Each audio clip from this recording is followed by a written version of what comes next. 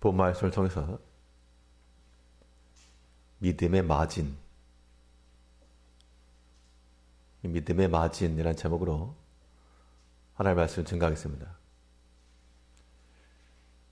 마진이라는 것은 원가와 판매가의 차이를 말합니다.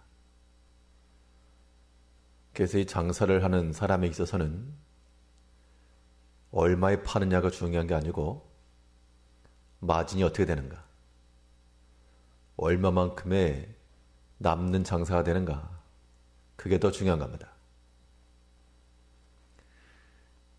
이 믿음이라고 하는 것도 예수님이 비유 가운데 1달란트, 2달란트, 5달란트를 주고 일을 하게 하여서 이윤을 남기게 한 마진을 가지고 게으른 종과 충성된 종을 비유를 가르치셨는데, 이 믿음의 일에 있어서도 우리가 남는 믿음이 되어야 한다는 겁니다.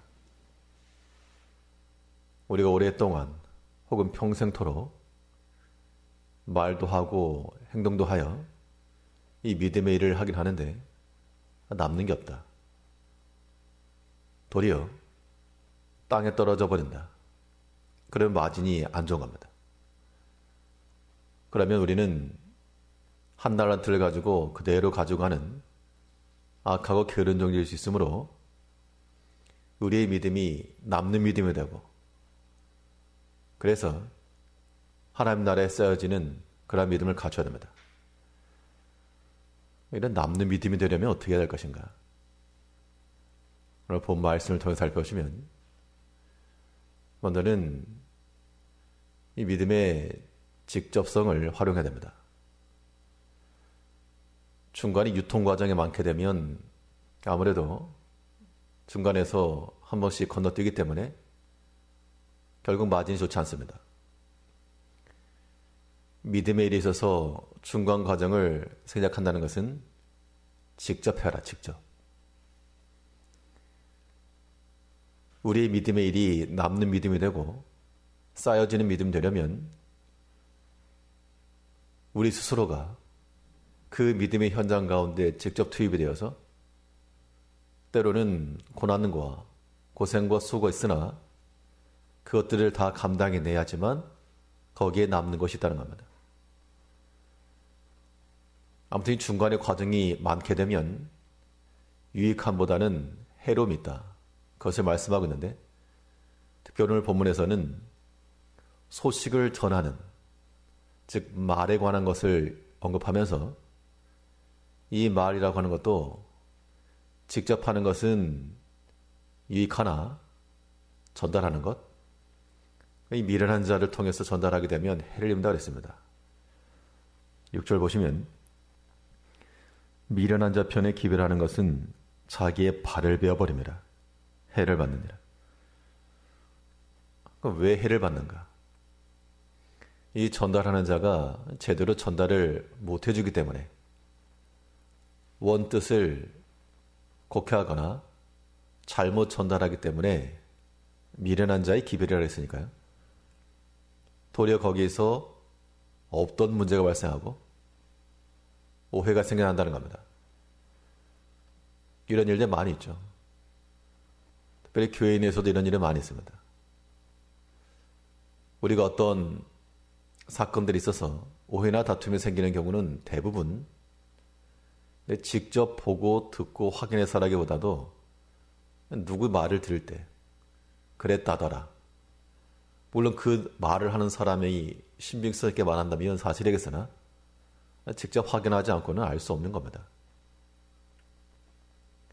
우리가 믿음으로 일한다 할 때 악의적으로 일할 사람이 없죠. 그러면 우리가 어떤 일을 겪거나 들을 때 악의적인 말을 들었을 때는 그걸 그대로 생각하지 마시고 확인해 봐야 됩니다. 성도님들 가운데 악한 마음을 가지고 일할 사람이 없고 또 악한 마음을 가지고 성도를 대할 사람이 없습니다. 내가 그러하면 다른 사람도 마찬가지입니다. 그 말인즉슨 우리가 하나님의 교회 내에서 그렇게 악한 말과 의도와 행실이 있을 리가 없다. 그렇기 때문에 때로 오해될 만한 그런 일들이 있을 때는 좀 기다려보고 또 확인해보고 직접 말하고 듣고 이 중간의 과정을 빼면 우리의 믿음이라고 하는 것에 손해가 나지 않는데 아무튼 중간에 한 달이 끼고 두 달이 끼다 보니 거기에서 말이 쌓이고 만들어지고 그러는 겁니다. 미련한 자의 편에 기별하는 것은 자기의 발을 베어버린 것 같다. 수족을 잃어버린 겁니다. 그만큼 큰 손실이라는 얘기죠.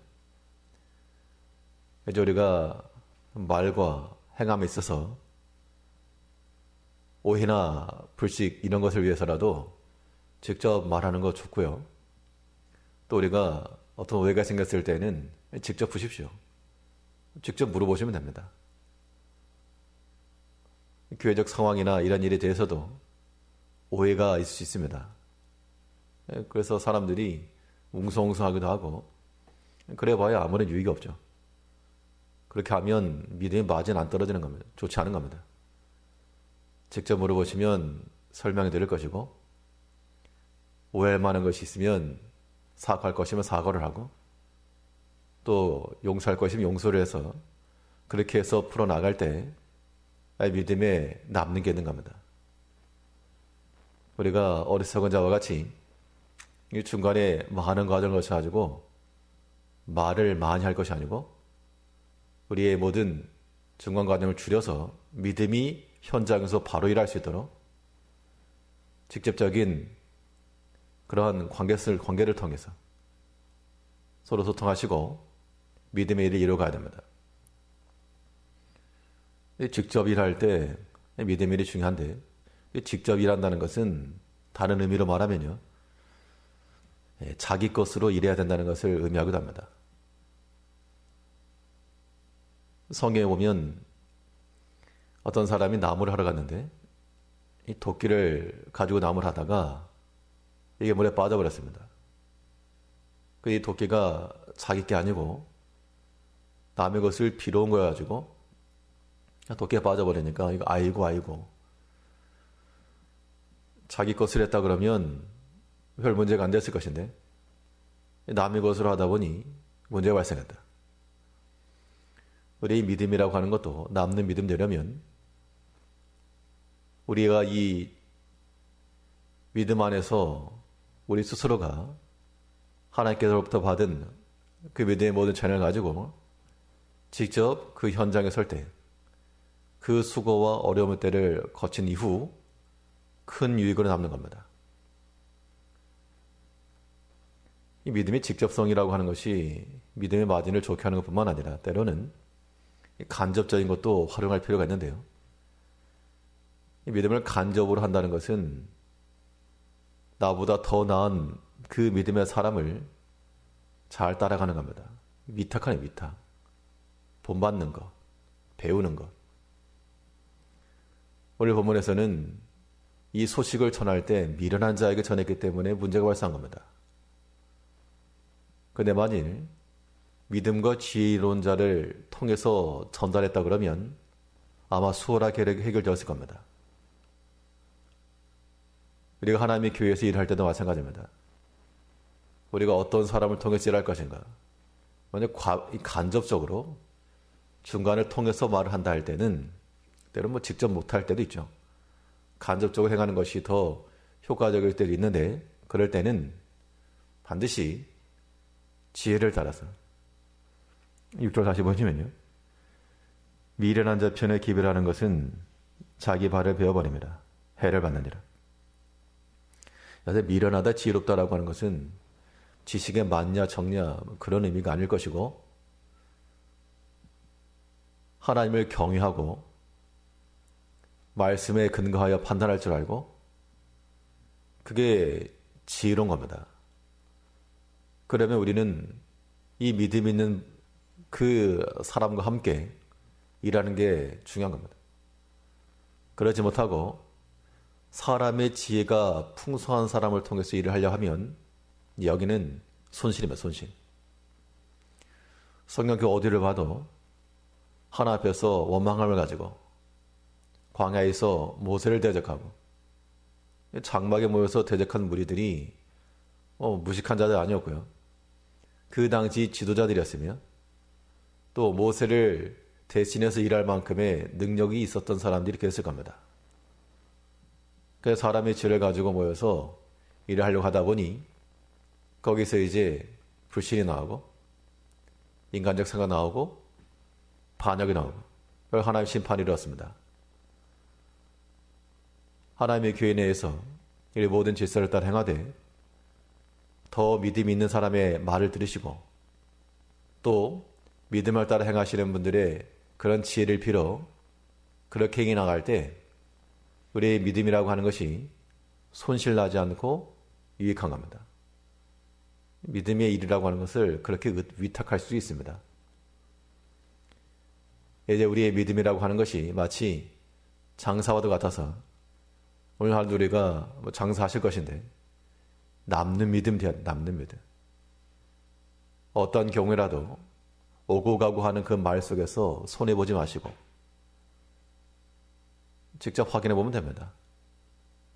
또 미련한 자의 뜻을 따라서 말하거나 판단하지 마시고 지혜를 따라서 하나님을 인정하는 그 믿음 안에서 말씀을 따라 모든 것을 듣고 판단하면 우리에게는 다 남는다. 성경이 약속하는 대로 때로는 환난과 고난일지라도 우리에겐 궁극적 유익이다.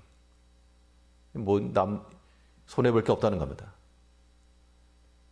오늘 하루의 삶 가운데도 하나님께서 우리에게 주신 모든 믿음의 재료들을 잘 사용하시고 잘 활용하셔서 마진 있는 남는 믿음이 되도록 우리의 믿음을 직접 전하고 직접 일하고 또 믿음의 지혜를 따라 본받고 우리가 본받을 최종 대상은 주님이시죠.